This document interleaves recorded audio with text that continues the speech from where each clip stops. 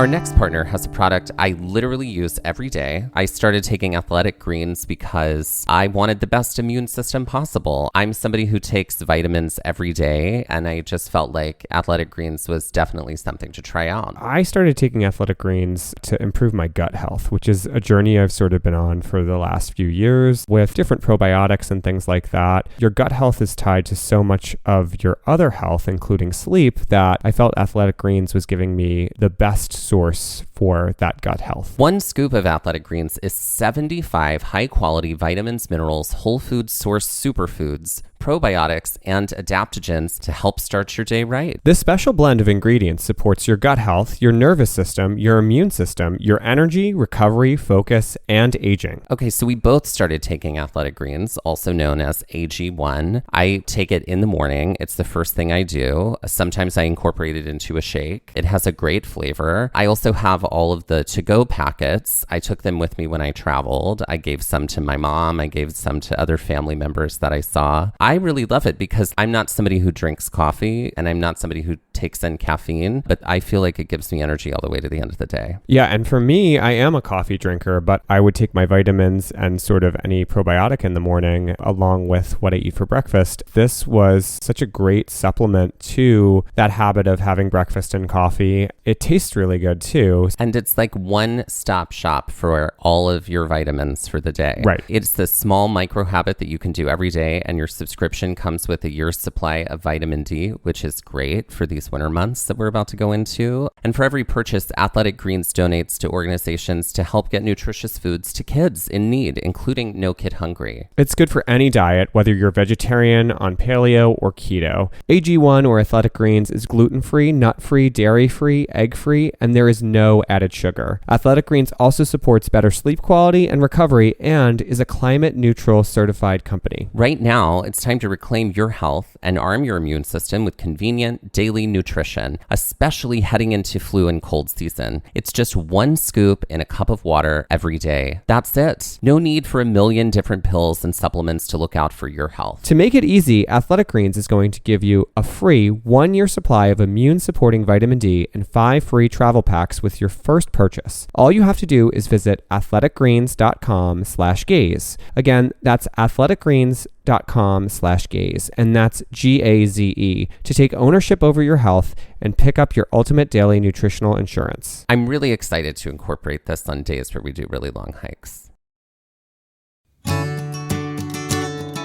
Our next partner has a product I literally use every day. I started taking athletic greens because I wanted the best immune system possible. I'm somebody who takes vitamins every day, and I just felt like athletic greens was definitely something to try out. I started taking athletic greens to improve my gut health, which is a journey I've sort of been on for the last few years with different probiotics and things like that. Your gut health is tied to so much of your other health, including sleep, that I felt athletic greens was giving me the best source for that gut health. One scoop of athletic greens is 75 high-quality vitamins, minerals, whole food source superfoods, probiotics, and adaptogens to help start your day right. This special blend of ingredients supports your gut health, your nervous system, your immune system, your energy, recovery, focus, and aging. Okay, so we both started taking athletic greens, also known as AG1. I take it in the morning. It's the first thing I do. Sometimes I incorporate it into a shake. It has a great flavor. I also have all of the to-go packets. I took them with me when I traveled. I gave some to my mom. I gave some to other family members that I saw. I really love it because I'm not somebody who drinks coffee and I'm not somebody who takes in caffeine, but I feel like it gives me energy all the way to the end of the day. Yeah, and for me, I am a coffee drinker, but I would take my vitamins and sort of any probiotic in the morning along with what I eat for breakfast. This was such a great supplement to that habit of having breakfast and coffee. It tastes really good too. And it's like one-stop shop for all of your vitamins for the day. Right. It's the small micro habit that you can do every day, and your subscription subscription comes with a year's supply of vitamin D, which is great for these winter months that we're about to go into. And for every purchase, Athletic Greens donates to organizations to help get nutritious foods to kids in need, including No Kid Hungry. It's good for any diet, whether you're vegetarian, on paleo, or keto. AG1 or Athletic Greens is gluten-free, nut-free, dairy-free, egg-free, and there is no added sugar. Athletic Greens also supports better sleep quality and recovery and is a climate-neutral certified company. Right now, it's time to reclaim your health and arm your immune system with convenient daily nutrition, especially heading into flu and cold season. It's just one scoop in a cup of water every day. That's it. No need for a million different pills and supplements to look out for your health. To make it easy, Athletic Greens is going to give you a free 1-year supply of immune-supporting vitamin D and 5 free travel packs with your first purchase. All you have to do is visit athleticgreens.com/gaze. Again, that's athleticgreens.com/gaze, and that's GAZE, to take ownership over your health and pick up your ultimate daily nutritional insurance. I'm really excited to incorporate this on days where we do really long hikes. So trail friends. Trail friends. Trail friends. These are friends you meet on the trails. I feel like this is Welcome to Delicious Dish. Welcome to the Delicious Dish. Today we're talking about trail friends. Mm-hmm. This year for Christmas I asked Santa for a wooden spoon and a funnel. Oh. Great for funneling. Yeah. I have to say that there are times where we have been blessed to run into some people that have just been wonderful additions to our party of hiking. Oh, yeah. Yeah. I love running into people on the trails. It's so much fun. Yeah. Making community, as they say. I love running into people on the trails because I'm a social being. So I making friends. You are. Meanwhile, I'm a creature of the night. I'm a lone wolf. No, we've had some, wonderful experiences bringing our own friends along on the trails and hiking with them, which has always been such a joy to have friends that are in our lives to join us on the trails. But there's something very special about meeting someone and having sort of this kindred softness, this kindred kind of spirit to them. That is just sort of magic. Oh, it is in a magic. bottle. I can think of some, obviously we have our hiking mama friends from Canada that we met in Arches. Mm-hmm. There's Carrie and Casey from Haleakala in Hawaii. Yeah. All ladies. All ladies, right? We got some lady trail friends, and that's where it's at. And that is where it's at. Yeah. Nothing against the gentleman, obviously. No. I mean, I feel like we made one.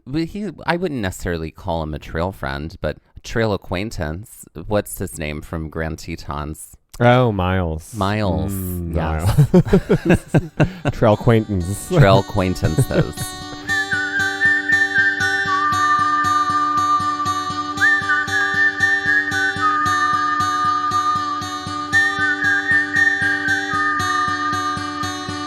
Looking for adventure, I want to follow on the trail, or get a little lost and let the wind fill my sails. Get up when the stars still fill the sky, don't wake the sun, there's so much to be done, and the day has just begun.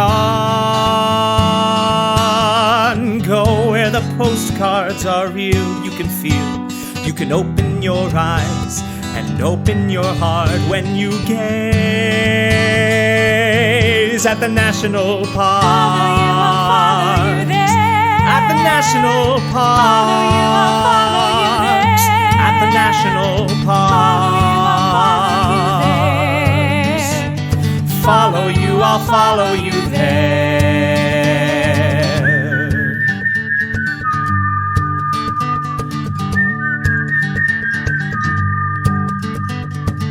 We would like to acknowledge that while hiking in the land also called Glacier National Park, we were on the traditional and stolen lands of the Blackfeet Nation and the Tanaha people.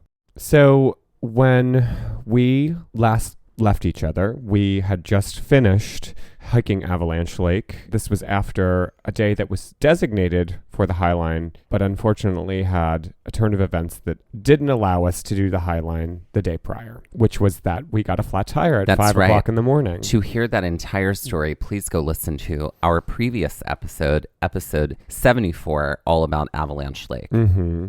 we sort of reorganized our plans, and the Highline was on our docket for this day because we had sort of also set up some later plans in the week with Becky Lomax to do some hiking. So this was really the best day for us to do the Highline. And I think the weather was sort of the best that day too. Or at least that's what the internet said. Right. That it was going to be. The Highline is a very popular trail in Glacier National Park, if not the most popular trail, because of the views that one gets from hiking the Highline and also how easily accessible it is from Logan Pass, That's which right. is sort of the center point. It's treated like the center point of going to the Sun Road, even though it's technically not. Technically not. At the center. It's a little closer to the east side than it is to the west side. The Highline is mostly a one-way trail, meaning in one direction, it's 11.8 miles. Right. And a lot of people do the Highline by starting at Logan Pass, hiking the entire thing, and going down the trail called the Loop. Some people make it a there and back trail for themselves, so the distance totally depends on how far you decide to go out.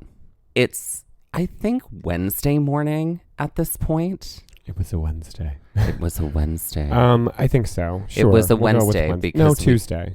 It was Tuesday because Holiday Monday was when we tried to get that's it right. there. So Tuesdays. this was a Tuesday morning.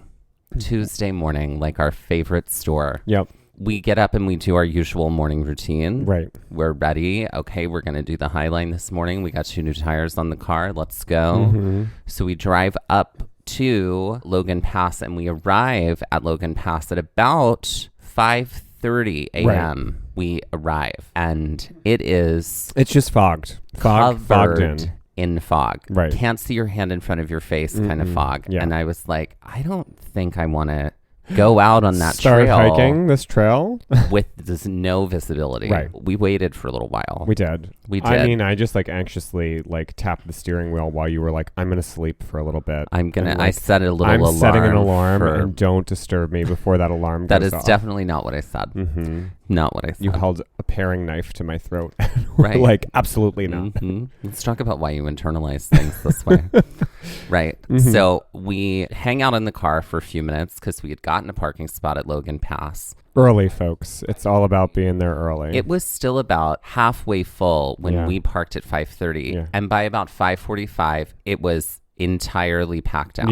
Yeah. The entire, and a lot of people were waiting because of the fog, waiting for it to lift. Not everyone was doing the Highline. Some people were just up there. Because Yeah. there are other hikes that leave from Logan Pass. Right, like there are Hidden also Lake.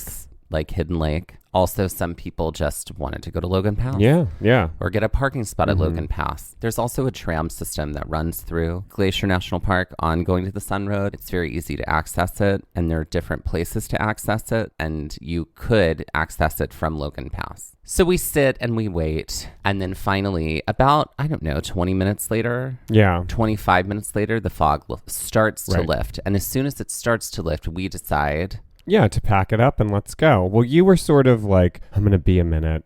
And so I was like, all right, I'm going to go take some photos because the fog rolling out is really cool. So I went out to the wall, which kind of overlooks a lot of kind of the mountainous areas in the park that you can kind of see, and took some photos with a lot of other people. And then by the time I got back to the car, you were all set. Because I had to put on my boots. Right. I had to do the whole thing. I had to put Aquaphor on my feet. You know how it goes. Yeah. So we get geared up and we cross the road from the Logan Pass parking area. And there's a bit of a curving descent to the trail when you initially get on it. and we started at 6:10 a.m. Yeah. So it was early. There actually weren't, despite the amount of people that were up there, a ton of people on the trail initially. There were some people ahead of us, and really we stopped to take a few photos because you're kind of in this meadowy area at first. And then we continued on. Mike is also a gremlin this morning. We continued on. He had water after midnight. They fed me after midnight. Is that what it is? I Yeah. thought it was water. If they get water on them, I think they also turn into gremlins. Okay, well, you got water on Yeah. you too, Yeah. apparently. Unlike you, who would melt if you got water on you. Right. Exactly. So the first section of the trail, the first kind of major section of the trail is called the Garden Wall. And this is the part that is sort of panned as the scariest part of the trail. And I certainly was in my fears about this because you're on a rock ledge, literally above going to the Sun Road by about, 300 feet or something. You Sure. look down and there are all the cars. It's a total drop off. Yeah, it's a very sheer cliff wall. You wouldn't roll down. You would just fall to your death. And so they have chains that go along the wall, but they put a garden hose. hoses around the chains, and that's one of the stories we heard as to why it is called the garden wall, because of these garden hoses. I have to say, Angel's Landing to this, if we're going to use like a comparison of what was where my fear level was, I feel like it was Angel's Landing more than this. Oh, without a doubt. Yeah. 100%. This was sort of like presented to us like, it almost felt like the Kalalau Trail, and that's what I imagined, that part where you have to be on And from what I've chains. seen of the Kalalau Trail, Yeah. I think that Kalalau Trail is worse. Yeah. I went through it very slowly. Yeah. Because I felt like the very beginning of it from Logan Pass was not too bad. And I was like, well, it's only going to get worse from here. Ultimately, it didn't get worse. No. It was kind of the same the whole time. Yeah. However, but I was in my fear the whole time. Right. In dread. Mm-hmm. There was a moment we had to go around these women who were just standing there. They had come out a little bit just to see it, but they weren't planning on hiking the whole thing. I guess they had walked out with some people that were hiking the whole thing. And they were like, we're going to do a little of the garden wall and then we're going to turn back. So they were against the ledge. Yeah. And so we had to go around them. They were not against the ledge. They were against the wall. Sorry. For me, my fear level was very low. So I was just like, all right, pop around them. But you were like, you told me this, I'm going to hold the chain the entire way. You do what you want, but I am grabbing this chain the entire way. I did. And so you had to like circumnavigate these women. Right. And as I was going around them, one of them grabbed my arm. Honestly, I wasn't prepared for that morning. I went, no, thank you. I'm fine. Thank you. She was like, I was like, I understand. I was like, I don't need that right now. That was my reaction. Mm-hmm. I had a moment with her and I was like, listen, I'm very sorry. I'm just very afraid right now. Yeah. I was like, I don't like being touched or pulled when that happens. And she was like, of course. So we were able to talk it out. Said that. No. If you listen to the Angel's Landing episode, you'll hear it again. Mm-hmm. I'm not talking about that was hiking. the moment I discovered that. Right. Honestly. Yeah. Was that moment. Right. Yeah. Mm-hmm. So the garden wall didn't get any worse. No. It kind of stayed the same the whole time. Nice and wide. Yeah. I'll say this. After doing the garden wall, way less fear. I'd rather walk the garden wall 100 times before drive my car on going to the Sun Road. Sure. I'll say that much. That being said, obviously, if you have a fear of heights and this is something that's very real, this may not be the trail for you because it is kind of like initially a very difficult section, only in that it's very exposed. There is a big drop off. Just things to think about. It is those things. Yeah. My fear is less of heights. Well, it's not true. I don't love heights, but definitely a fear of ledges. Mm-hmm. And this was one of those, like, well, the ledge is right there the whole time. Right. Which is, I felt better holding onto a chain. Yeah. So after we pass the garden wall, the landscape shifts and it kind of stays the same for a long while here, which is there's a slope up to the right and there's a slope down to the left. Yep. And as someone, with a fear of ledges, this did not feel like a ledge. Mm-hmm. I was like, well, if I tripped and I started to roll down this hill over the left, I'd definitely be able to catch myself. Sure. Before I ended up on going to the Sun Road. We both had our hiking poles with us on this day too, just knowing that it was going to be a long day and we would need them. So yeah, you could have definitely staked that into the ground. I certainly could have. Mm-hmm. Certainly could have.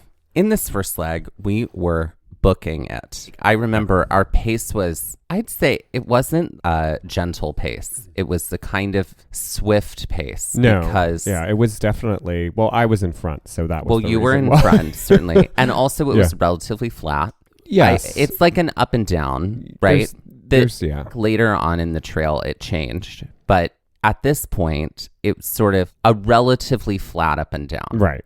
But we were really booking it. Yeah. Because it's kind of, at this time, essentially acting as a one-way trail. Right. There's and no it one was coming kind of like from, one flow of traffic happening. And so you just had to keep up. Sort of like when we did Angel's Landing. We were there early enough. We didn't have to hit, anybody coming back the other way. And so it was just kind of a lot of movement. At this point, I was taking photos stopping here and there because I was a little ahead of you. There was a pretty decent sized train of people behind us. Again, this is a trail to get to early because it is so busy and so it is popular. so busy. Yeah. So popular. Yeah. And long. And very long. Yeah. And very long. There's nothing about this that's not long. Right. And won't take the majority of the day.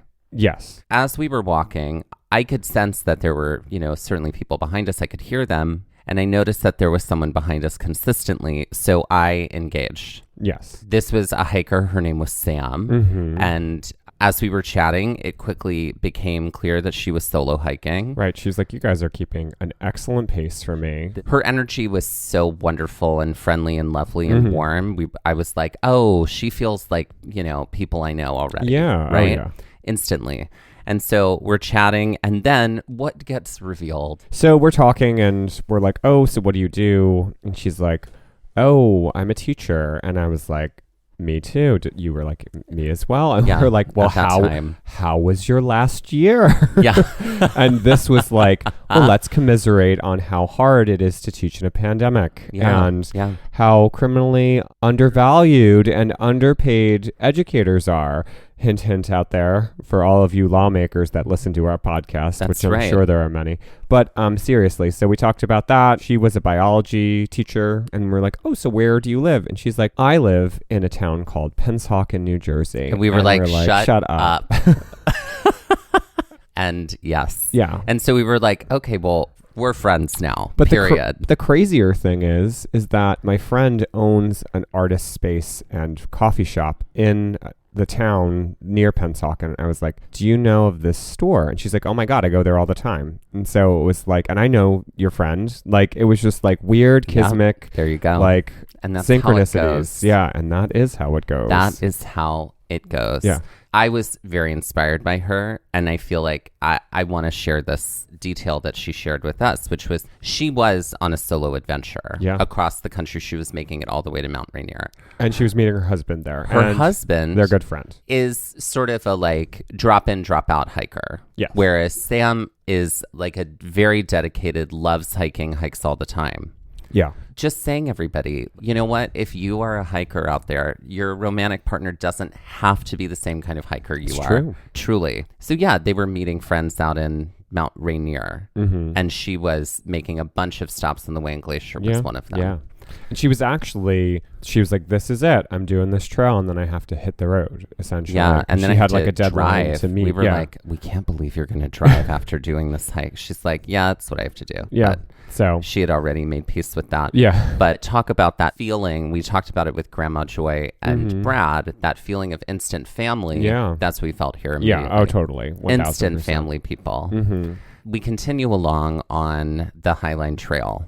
And there are times where the Highline Trail feels like you're going through forests. There are trees up on both sides. Sometimes yes. But it's mostly It's openness. open woods. Yes. Few times, because I remember when I first started talking with Sam, there were a little bit of trees over us. So it is a mostly open trail, but occasionally there are trees on either side. Right. There's also areas of moraine and gravel that you have to kind of hike through as you're going along the trail. But mostly it's very open, kind of like verdant, grassy fields. Honestly, this is a trail that, like, the photos, you just have to live it to experience how beautiful it is, because there are a few trails where you get these sweeping views and there are just mountains all around you, and it is peaceful. We're in like the shadow at this point, so we're layered up because it is cold. Watching the sun hit these peaks as it was coming up was so cool to see the light change across the surface of everything. So it's sort of like hiking through one of those giant, vast, sweeping views. Yeah. Like it's like you're inside of it the whole time. That's what the Highline Trail is. Yeah. Versus like some trails are like, you know, you got to go through woods. You got to get to a place where you sort of see everything and experience everything. You're in it, inside of it the whole time. Yeah. It's all around you at every moment. Yeah. Apparently from the Highline, you can see some glaciers across the way. Glaciers in Glacier National Park are alpine glaciers. They're at the top of mountains. Also at the top of mountains are just other snowfields. It's true. And so it's really hard to tell what's the glacier and what's not. when there are snowfields around, we took a lot of photos. So we definitely saw those glaciers over across the way. Oh, yeah. But we weren't identifying them at the same time. Right. So at this point, while we're hiking, there is some elevation loss and gain, but it's very clear that very quickly we're going to start to approach like a major gain in elevation. And part of the neat thing about this trail is kind of not being able, because you're in such a vast area, to necessarily be able to tell where the trail is farther up unless you're seeing people on it. And so that was kind of like, sometimes you could tell and sometimes you were like, oh, I wonder where we're going next. It seemed like there was about to be some more major elevation gain to get where we were going. And with that, let's take our first break. You have friends over, binge watching your favorite show, cats on your lap. No matter your reasons for wanting to stay put and keep your feet up, get beer, wine, and spirits delivered to your door in under 60 minutes with Drizzly, the #1 app for alcohol delivery. It's so convenient. You can shop across multiple stores, choose from a huge selection, and find the best deals on exactly what you're looking for. Get what you want and get it when you need it. Right now, Drizzly is giving all new customers $5 off their first order if you use the code FAST5. So download the Drizzly app or go to drizzly.com. That's Drizzly, DRIZLY.com, and use the promo code FAST5 for $5 off your first order. Get what you want and get it when you need it with Drizzly. Today's episode of Gaze at the National Parks is sponsored by TrueFire.com, the planet's largest and most comprehensive selection of online guitar lessons, according to Guitar Player magazine. TrueFire's interactive learning tools and massive library of over 50,000 video lessons help guitarists ignite their technical skills, harmonic knowledge, rhythm playing, and soloing. Over 2 million guitar players worldwide learn, practice, and play with TrueFire. Using TrueFire's desktop and mobile apps, guitarists work with multi-angle HD video lessons on any device, anytime, anywhere, and at their own pace. TrueFire's style-specific learning paths guide guitarists every step of the way. Use the assessment tools to find your starting point, then follow the lesson recommendations and track your progress as you work through your personalized TrueFire study plan. And TrueFire's educators are the best in the biz. From Grammy Award winners to world-renowned artists, TrueFire students have access to an unparalleled faculty of over 300 top-notch blues, rock, jazz, country, and acoustic guitar educators. Guitar players can progress faster with private one-on-one instruction, group lessons, multi-track video jams, live streams, song lessons,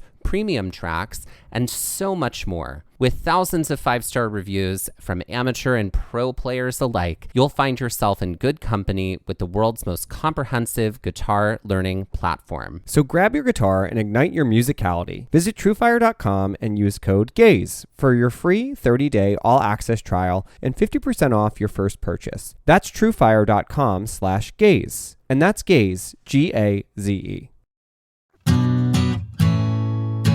So we played a ton of one-letter change on the trail. Mm-hmm. Sam ended up playing with us too. Mm-hmm. So we're going to play some one-letter change. Mm-hmm. Okay, I've got one. Okay. The feeling of weakness you feel at the end of a hike after specifically hiking on a thoroughfare through the woods. Is trail one of the words? Yes. Okay. Frail trail? What is trail frail? Yes. Okay. I'm feeling a little trail frail today. Okay, so things I want to incorporate into my life. I can't do that. I'm feeling a little trail frail today. The patron religious figure of Bear and Sherwin Williams. Is paint one of the words? Oh, what is the paint saint? That's correct. Oh, I love that. Mm-hmm. If I were to cut the part of my hat that extends outward so that I could get more sun, I'd give it a this. What's a brim trim? That's right. If I was holding a shirt that exposed my midriff, but I let it fall, it would be this. Is tank one of the words? No. No, it's oh my God, what's the shirt that exposes your midriff? I can only think of a cutoff. Oh God, help me out with that word. It's a blank top. No, I'm thinking tank top No, right now, but it's crop top. Oh, crop. Oh, it's a crop drop. Yeah, it's a crop drop. Great, drop. there we go. There we Yeah. go. Okay, I've got one. Okay. To fart inside of your hiking shoe. Boot toot. Yeah, or a boot poot. Boot poot. Yeah. The time on the clock when I'm the saddest and most miserable. All the time is not acceptable. I was like, do I say it? Will he say it before I say it? I think that's how you spell the word that I'm thinking of. Two things could work, actually. Dour for? What's dour hour? Oh, dour hour. Or sour hour could work, too. Okay, great. Mm-hmm. And that is one letter change. So part of this Highline Trail, there is this overlook trail that is optional. Right. That shoots off of the Highline Trail. Yes. It is called the Grennell Glacier Overlook. Yeah. That one can take off of the Highline to go be above Grinnell Glacier, which is on the other side of these mountains. Our plan that day was we had looked into it and we were like, well, we're going to be doing the Grinnell Glacier hike the following day. Right. So we don't necessarily need to do this overlook. So that wasn't part of our plan. No. Our plan was to hike the entire thing the one way, right. as many people do. Yes. All the way across. And down to the loop. To the chalet, to the loop, with the trail at the loop, and then go down the loop, which it had been explained to us was like very exposed. Very steep. Very steep, can get very hot. Yeah. We were like, well, we certainly would rather go down that than up that. Oh, yeah. So actually, they were like, yeah, nobody really goes up it. It's the exit. It's the exit. Yeah. But it's like 3 miles of that. Something like that. Yeah. Anyway. That was our plan. And then we were going to either convince the shuttle to let us get on without having a reservation ahead of time. Because this was during COVID. So during COVID, we were like, maybe the shuttle might not be that full and they would just let us on if we're kind. Or try and hitchhike. A lot of people stop. So the loop will let you out at going to the Sun Road. Right. There's the loop trail. Parking that's kind of like death-defying parking at the right. loop. Yeah. So the loop is the name of this one part of going to the Sun Road. Like the helix, essentially. The helix, exactly. And the trail lets you off right there at the loop. Right. So there's a lot of cars parked there usually who are taking photos and then headed to Logan Pass. Right. So oftentimes you can just ask people and they'll give you a ride to Logan Pass. Right. But we have had some poor hitchhiking experiences. We have never managed to hitchhike in the parks. It has never worked out for us. No. Hopefully that changes soon. Yeah, I'd love nice. for it to change and end up, in a lovely way and not like in a terrifying thing. No. I know people hitchhike all the time. Yeah. That was our plan, but not Sam's plan. No.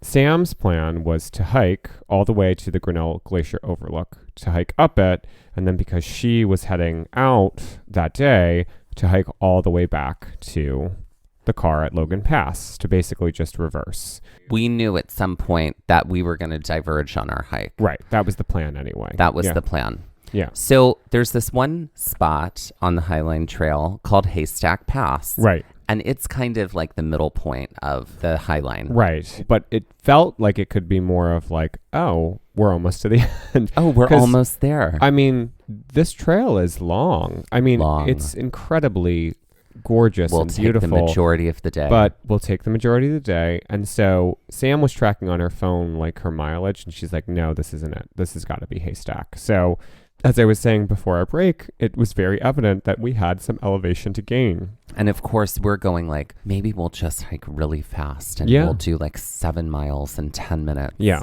Which never happens. Ever. No. Unless you're the Flash. Right. But that's what we want to happen. I don't know who's hiking 7 miles in 10 minutes. But that's what I'm saying. We're like, oh, we're going to hike it so fast. We're going to get there in 5 minutes. Yeah. Which is never the case. Yeah. There are a few switchbacks here. That we have to do. You kind of come into this like valley or this like, it's like a valley between peaks. You sort of start to wind your way up and you end up seeing the pass as you're approaching it. A pass is sort of like a horseshoe, is how it's called. They'll often just call them horseshoes, but it's like not a horseshoe, a saddle. Yeah. That's what I meant I was to like, say. what are you talking about? A saddle. Yeah. A pass is like that. Like between two peaks, there's this like saddle in between that you go over the saddle. Mm-hmm. That's what we were working with here. Yeah. And this was the first time we started to feel and like see some real incline. Real ascent, yes, for sure. But again, it's so beautiful. We also are here, we're starting to see more snow. All the snow hadn't melted out yet, so we have to cross these snowfields here and there, which again, it's like a major sweeping descent. It's a hill. It's sloped, but on your left. So if you fall, you're sliding down the snowfield, essentially. Right. So that was interesting to have to do that. There were some young people behind us in line who were behind me and Sam at this point in time. Yeah, because I was up ahead. Surprise. We ended up talking about Haleakala, and like we talked about like lots of different trails and lots of different parks and what our favorite ones were. Yeah. And someone asked me and I said, I think it's Sliding Sands in Haleakala. A couple of them had done it. They were like 19 and 20 years old. Yeah. They were on a college trip or something like that. College-aged people trip.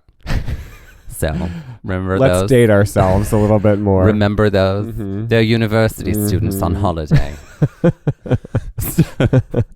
We do make it up and over Haystack Pass. It's around this time we can start seeing this lake in the distance across on the other side. And by that I mean mountains. Through the mountains, as in we're hiking the Highline. Below us is going to the Sun Road. And then there's like way across the way is other mountains. Right. And so a lake in between these two peaks, essentially, you can see. We can see like up high, there's a lake between these two peaks. We didn't know it at the time, but it was the Lower St. Mary's Lake. Right. So that was what it was called. We didn't know what it was called at the time. You know, we were thinking, oh, is that Flathead Lake? Oh, is that like McDonald? You know, there were that later was corrected for us. This is, again, a section of more stretches and curves. Once you get through the saddle, you sort of do a little bit of a descent down, and you're a little lower, still in the shadow. We're, at this point, we get through the Haystack Pass a little around like 7:50, 8 o'clock. Again, we have to cross some more snowfields. These sweeping views still in the distance that are truly, spectacular and gorgeous. There are alpine trees. There's wildflowers dotting the trail here and there. There are other sections where you have to sort of like go around a cliff. You're like, oh, I wonder where the trail's going to go after that. And then as soon as you round the cliff, it sort of like reveals itself again. There's also like waterfall runoff happening at different corners. Yes. Corners sort of do end up happening here along the Highline. And and they've made it so that like it runs underneath the trail. Sometimes it's splashing onto the trail. Yeah. It is what it is. Yeah. At this point, we're hiking with fewer and fewer people. It seems like we've but it is now the three of us. Broken from the pack. And yes, it is now the three of us. Us and Sam, and we are now a crew of people. And with that, let's take our second break. Ladies and gentlemen, please welcome to the stage Anna Graham. Relative of Martha. Anna Graham. What kind of queen is Anna Graham? She's a word queen. I feel like all of her I feel like every drag queen is a word a wordplay queen. Sure, right? Of course, but I feel like she is a queen that all of her outfits look like crossword puzzles. It's a lot of black and white squares. I don't know why I'm feeling that, and things that look like lined paper because she's an English teacher queen. I see. I see. She's a friend to all the young queers. Because your English teacher is high school is one of your first allies. Right, exactly. We both saw this on the internet. Like somebody was like, well, the first ally for any young queer person is their English teacher. And I was like, yeah, that's true. I can think of at least 4 English teachers that were allies for me. Yeah, at least. Definitely. 100%. So thank you, English teachers. Keep it up. You're a safe space. Critically underpaid and critically undervalued. undervalued, but you are a safe space for so many young queer people. It's true. Anna Graham. Yeah. I feel like she's got to have like graham cracker shots as her merch or something like that. Graham cracker shots. Maybe the glasses are made of graham cracker, and then it's like a dessert shot, like a Kahlua shot, dessert shot with some or graham a key lime cracker. pie shot. Oh, yum. Okay. Other career designing shots. Mudslide shot. You got me with mudslide. You got me with anything that could involve Bailey's, and I'm here. I'm here for it. Yeah. Anna Graham. I do like that. I feel like she, oh my gosh. Oh, I have a really great idea for her. Go for it. Right? Like, as per what an anagram is, it's when you take the letters of one thing and rearrange them, you can make them into something else, right? So I think she could do this whole like tribute to her queer students where she like comes out and like she like has the word silent written on like somewhere on her outfit. And as she does this performance through a song, which is probably something like I Will Survive, mixed with Born This Way, mixed with I'm Coming Out, mixed with Rain on Me. I don't know. That just spitballing your the career letters as a DJ? get rearranged into the word listen. And then like her outfit also becomes really colorful. Oh. So I like that. moving from a place of silent to listen, because that is actually an anagram. The word silent I like that. into Look the at word you. listen. Look at you know. thinking things. Thinking things. Yeah. So yeah, that's what I feel like. Okay. And I feel like she would she would just be like, everybody gets free copies of The Velvet Rage or something. Sure. Ladies and gentlemen, please welcome to the stage Anna Graham. We're trekking along on the Highline Trail. We had a moment where Sam like hung back for a second and it was just the two of us. Yeah. And we got to chat, and she had mentioned, she was like, I'm not descending the loop because it's so exposed, so hot. I have to get back to the car. And then you had an idea. And I said, why do the loop where there's a chance after hiking 11.8 miles that we may not be able to hitchhike, that we may not be able to get on the shuttle, that we may in fact have to hike back another 11.8 miles, making our grand total for that day 23.6 miles. And let me tell you, when all did you shrivel and die at that of moment? me shriveled up and sort of, because the thing was this, if we hiked down the loop, for me personally, there was no going back. There was not going back. I was gonna either walk the road, don't ever walk the road. But that's what I was thinking. I was like, I would rather walk the road than do that again. But no, for me, it was like hitchhiking was the only option, and we were going to make it happen. Yeah. And you were afraid that it wouldn't end up happening because of our track record with hitchhiking. Right. And also because I just live in pessimism at all times. Right. And I was like, well, I'm not. Hour forever. Right. If we climb down the loop, we're not climbing back up. Yeah. So, but you said, why don't we just do Sam's plan? Yeah. And like go up to the Overlook and then go back to Logan Pass. Yeah. Like it would add like a few more miles. Yeah. But I was like, yeah, and then we would get to hang out with Sam more. Yeah. So and we were like kindred spirits. Yeah. Let's go. Let's do it. This did mean that our hike was going to go from 11.8 miles in total to about 15 and a half in total. Yeah. But at that point, 11.8 and 15 and a half basically feel the same. And at this point too, we felt pretty good. We came to a point on the trail where we are sort of rounding these corners and you start to see more of what's happening. And kind of up ahead, like this is like a little bit more of like an open forested section of the trail where it's just exposed. There's this peak that is very visible as we're hiking along. There's also marmots on the trail. There is a marmot. Okay, Yeah. So do refer to our Instagram if you want to see photos of the marmots that we saw. Yeah. Said marmot. So cute. Mm-hmm. Don't pet them. Don't pet them. Don't touch them. Marmots are definitely creatures that want your food. Baby wolverines. A little, yeah, like a baby wolverine, but like cute. Cute, yeah. A wolverine adorable, and a badger. Cute, and like with a little bit of like raccoon energy. Mm-hmm.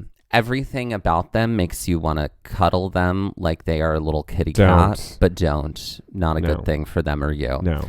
Do take photos. Yeah. And don't feed them. Right. Don't feed them because Just then like they will depend wildlife. on your food. Right. Yes. So no. So yeah. So like I said, there's this peak in the distance that we're seeing, and we're starting to notice that the sun is getting much closer based off of like the light just shining behind it, like to rising and cresting above the peaks of where we're at on the trail. As we are walking too, we start to notice that in the distance there is this building. Now, we had seen some people that had come back that were hiking, looked like they were through hiking based off of their bags that they had on. And they were like, oh no, we were staying at the chalet. Or like, oh, that's really cool. And so they talked about like what that experience is like. And you can actually like book to stay in the chalet. You would hike the Highline to it, stay there maybe for a night or 2 nights, and then head back or head down the loop, what have you. It's pretty primitive. I would imagine it's a very cool experience. I'd love to do it. That. I'd love to do it. Becky says it's wonderful to do it. Yeah.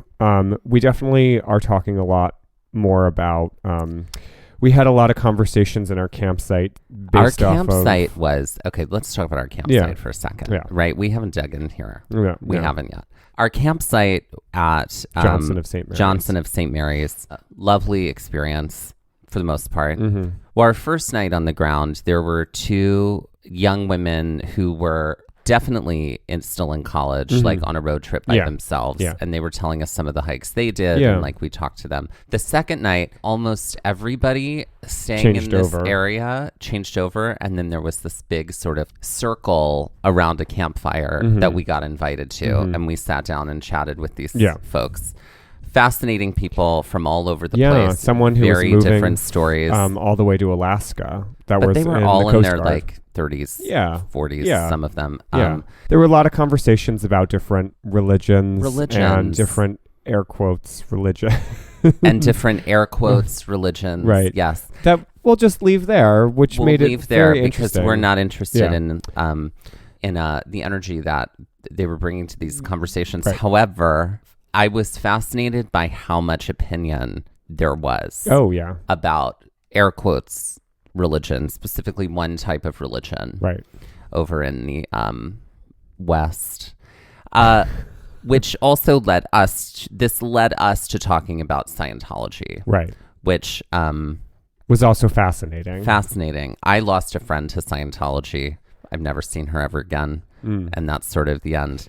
But we were talking about this. Sam also had some insight on Scientology. Yeah. You also had some... It was a fascinating conversation on the trail at this time. As we're kind of rounding and seeing the chalet and getting closer, we're kind of lost in this conversation. We start to enter in this sort of like straightaway path. Sort of looks like it's going to take us straight to the chalet because it is in the distance. There's tons of wildflowers, just very green, kind of like sloped fields here, with like rock interspersed moraine and things like that. But then we see in the distance, it looks like people aren't going to the chalet. It looks like they're hooking a right off of the trail. That peak that I had mentioned before, it looks like that is sort of what they're headed up to. And that, we quickly realized, was, in fact, the Grinnell Glacier Overlook Trail.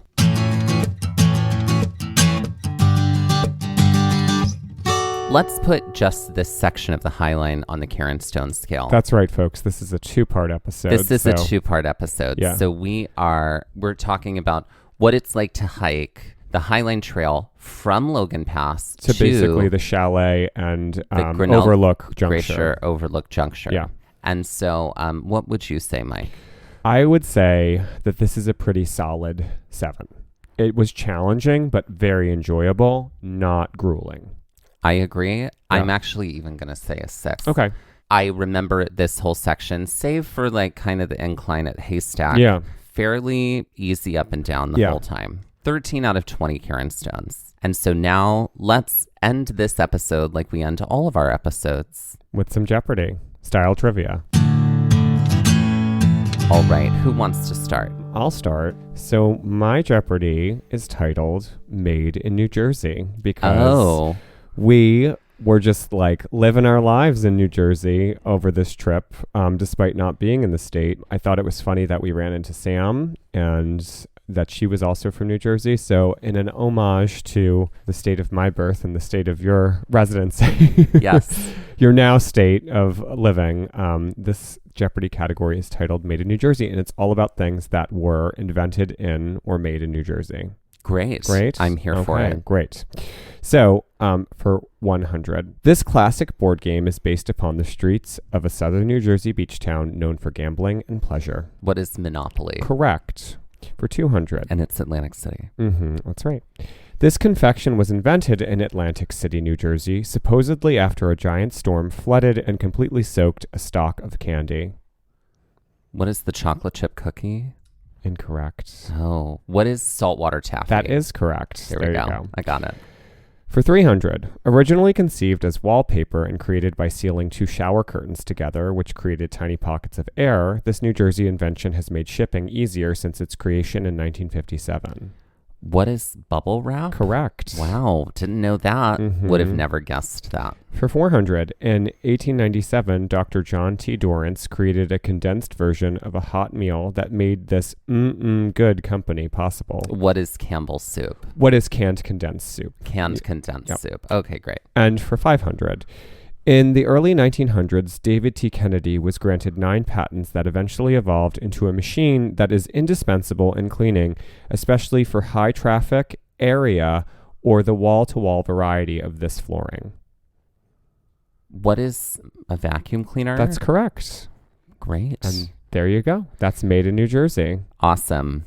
Speaking of made in New Jersey, my category, it's not called Made in New Jersey. My category... It's called Made in Manhattan, and it's all about the Jennifer J-Lo film. Okay. The Jennifer J-Lo film. The Jennifer J-Lo film. Okay. It's not about Made in Manhattan. However, Made in Manhattan is a romantic comedy that involves a meet cute. Oh. And we had an absolute organic meet cute with Sam on the Trail. So that has inspired this category. Great. This category is all about meet cutes and romantic comedy films.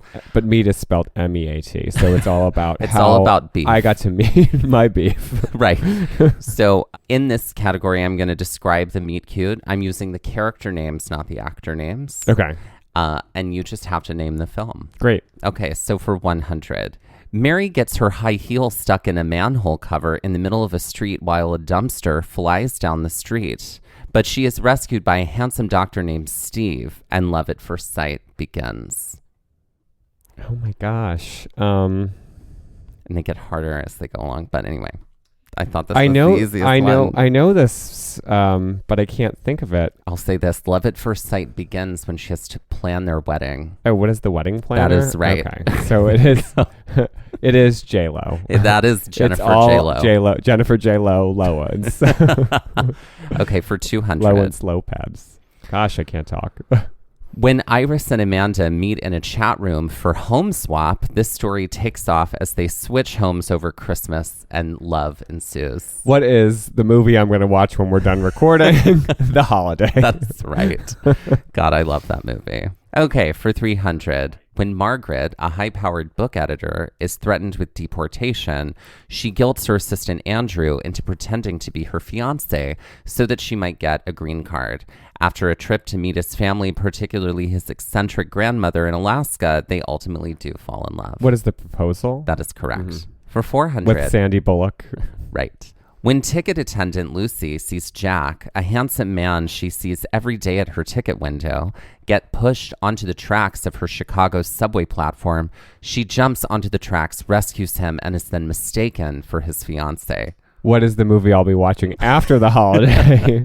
Which is what is While You Were Sleeping. That is correct. Also a wonderful romantic comedy. You can call Gloria my mom because that's her favorite movie of all time. We'll talk. Of all time. Great. Okay, and finally for 500. When world-renowned actress Anna Scott wanders into William Thacker's travel bookshop, they share a lovely moment that is then tarnished a few minutes later when he bumps into her and spills juice on her. After going back to his apartment and sharing a kiss, she later, through a phone call, invites him to her hotel, where he is to pretend to be a member of the press and says he's from the magazine Horse and Hound. What is Notting Hill? Yes, the third movie you're going to watch this afternoon. It is after just we're done a romantic recording. comedy session over here today. It is. Why not? Why not?